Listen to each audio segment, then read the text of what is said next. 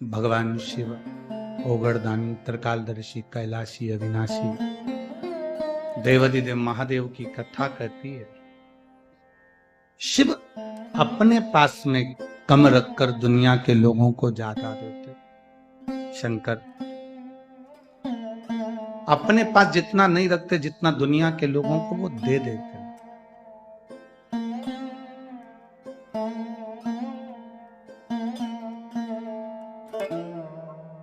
एक बात बताओ जरा, एक तरफ तुम्हारी उम्र केवल 7 दिन की है,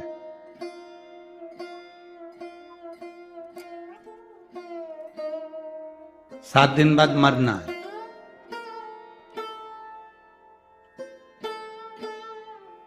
और एक तरफ तुम्हें कोई 7 लाख रुपए दे दे और भगवान का इन दोनों में से कुछ चुन ले। 7 लाख चाहिए कि 7 दिन की उम्र? 7 दिन बाद या तो तुझे मरना पड़ेगा, या तू 7 लाख रुपए ले ले, या फिर अपनी 100 साल की उम्र ले ले। बताओ क्या चुनोगे? 7 दिन की उम्र है और 7 लाख रुपए मिल रहे हैं, तो वो 7 लाख रुपए का करोगे क्या अगर जिंदा ही नहीं रहोगे तो? अगर जीवित ही नहीं रहे, ये शरीर ही नहीं रहा, तो फिर वो उम्र का क्या करोगे आप? उस उम्र से क्या मतलब? 7 लाख से क्या मतलब? आप क्या मांगोगे? बाबा 7 लाख आप रख लो, हमको सबसे पहला दीजिए निरोगी काया। अगर हमारी काया ठीक होगी ना, तो हमें 7 लाख रुपए का भी प्रयोग करेंगे। बादाम लाएंगे खाएंगे, काजू लाएंगे खाएंगे, भोजन लाएंगे खाएंगे, तो मतलब का गाड़ी लाएंगे घूमेंगे, तो मतलब का। पर वो 7 लाख का करें क्या जब उम्र ही नहीं? तो जब तक उम्र नहीं, तो फिर वो पैसे का, वो धन का, वो दौलत का क्या करें? और ये प्रत्येक जितने मानव हैं, ये सबके साथ ऐसा ही होता है। सवेरे 8 बजे से लेकर शाम के 8 बजे तक, रात्रि के 9 बजे तक दुकान पर बैठा बैठा बैठा बैठा बैठा कमाया कमाया कमाया कमाया कमाया।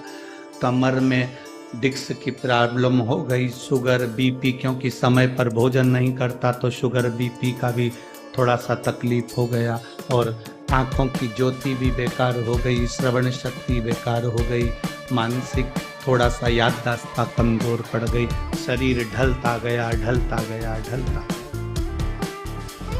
ढलता। अब तुमने कमाया तो बहुत, ढेर सारा कमाया। अब कमाया इतना सारा और मालूम पड़े शरीर ढलता गया ढलता गया ढलता गया। इकट्ठा कर कर बैंक में रखा था 25-30 लाख रुपए। जिंदगी भर कमाते कमाते आखिरी में शरीर में रोग हो गया, और रोग होने के बाद दिखाने के लिए नासिक में गए या छत्रपति संभाजी नगर दिखाने के लिए शरीर को गए, और डॉक्टर ने कहा 5 लाख रुपए की जांच होगी। 3 लाख रुपए की जांच होगी, 4 लाख रुपए की जांच होगी। जांच कर कमाया था 25 लाख, जोड़ के रखे थे, और मालूम पड़े वो सारे के सारे धीरे धीरे धीरे धीरे शरीर की बीमारी में लगते चले गए। तो फिर जोड़ने का फायदा क्या?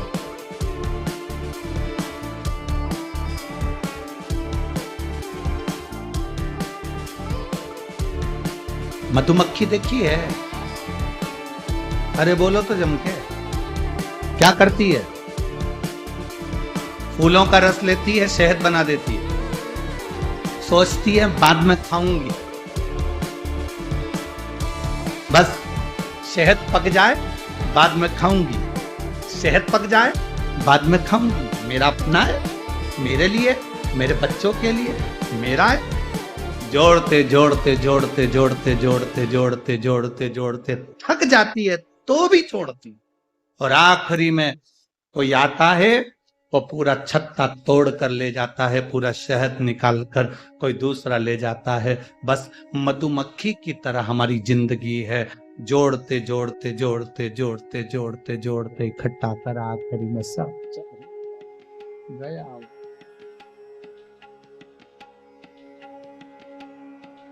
शंकर जी की कथा क्या कहती है, बाबा भोलेनाथ जी का चरित्र क्या कहता है, शिव महापुराण की कथा क्या कहती है, भगवान शंकर का चरित्र क्या कहता है कि प्रतिदिन ऐसे जियो, रोज की जिंदगी तुम्हारी ऐसी जियो, प्रतिदिन की जिंदगी तुम्हारी ऐसी जियो कि कल आएगा कि नहीं आएगा पता नहीं, आज ही फुल एंजॉय में जीना है, फुल एंजॉय। अलमारी में साड़ियां भरी पड़ी हुई है और घर में साड़ी ऐसी पहन रहे हो कि पूरे छीतड़ा छीतड़ा निकल रहा है। तुमसे अच्छी तो रोज पोछा लगाने झाड़ू लगाने जो आती है ना, ऐसी टिप टाप कराती। 6,000 रुपए महीना तुम्हारे घर से मिलता है, 7,000 रुपए महीना तुम्हारे घर से मिलता है, 9,000 रुपए महीना तुम्हारे घर से मिलता है, इससे ज्यादा कोई देती भी नहीं होगी हो, फालतू की बात। वो काम करने वाली बर्तन मांजड़े, झाड़ू लगाए पोछा लगाए, वो तुम्हारे घर में काम करने आए, तुम्हारे बच्चों को संभालने आए, वो टिपटाप रे 5-6 हजार में, और तुम 50,000 रुपए महीना कमाओ तो भी मुसद्दी लाल जैसी। क्या मतलब का चीज। कई बार तो तुम अपनी नौकरानी से पूछ लेती है, क्यों री आज तो बड़ी टिपटाप दिख रही है।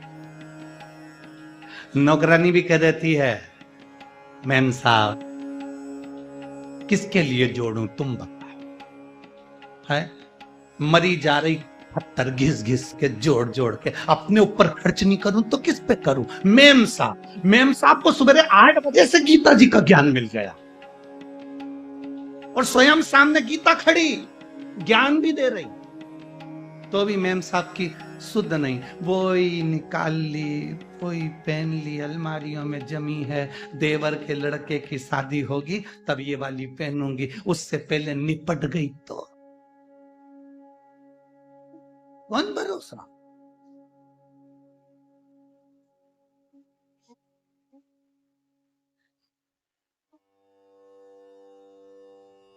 क्या भरोसा है जीवन का, साथ देती नहीं ये किसी का, क्या भरोसा इस जिंदगी, क्या भरोसा। प्रथम सुख निरोगी काया। आप दुनिया के कितने बड़े करोड़पति हो, हमने पहले भी एक बार कथा में कहा था, जलगांव की कथा में कहा था, दुनिया का सबसे बड़ा सेठ, दुनिया का सबसे बड़ा पैसे वाला, दुनिया का सबसे अमीर व्यक्ति, दुनिया का सबसे करोड़पति व्यक्ति, दुनिया का सबसे अमीर व्यक्ति कौन है, तो हमने जलगांव की कथा में कहा था, दुनिया का सबसे बड़ा सेठ वो है जिसके सोने वाले कमरे में, जिसके बेडरूम में कोई दवाई नहीं है, वो दुनिया का सबसे बड़ा सेठ है।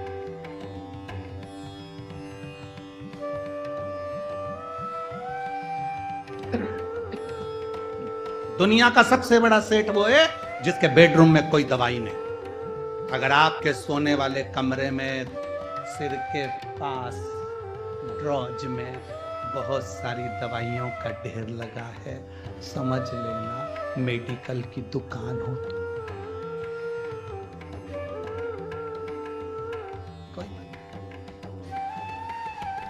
कुछ नहीं कर रहे तुम, सिर के पास में बहुत सारी दवाइयाँ, नींद की 2-3 गोली लेना पड़ती है, थायराइड की गोली लेना पड़ती, बीपी की गोली लेना पड़ती, शुगर का इंसुलिन लेना पड़ता, और काय के लिए तो हमें तो लगता है तुम केवल तिजोरी में जो धन रखा है उसकी चौकीदारी कर कर के मर जाओगे और उसका भोग नहीं कर पाओगे, उसका भोग नहीं कर सकते। अपने धन का, अपने पद का, अपनी कुर्सी का सदुपयोग करो, जैसे ये सांसद जी ने अपनी कुर्सी का सदुपयोग करा और आज यीशु महापुराण की कथा करवाई।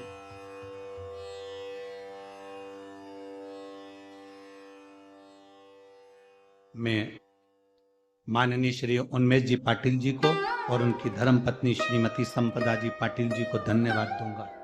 बहुत बहुत साधुवाद है। आपने अपने क्षेत्र में कितना भी रोड बनवाया हो, कोई भी काम करा हो, पर उससे बड़ा काम आपने ये कर दिया कि क्षेत्रवासियों के कल्याण हेतु उनका दिल था। कोई कोई तो जा नहीं पाते थे सीहोर तक, कोई जा नहीं पाते थे जलगांव तक कथा सुनने, उनके लिए तुम गंगा जी को खींचकर 40 गांव तक लिया।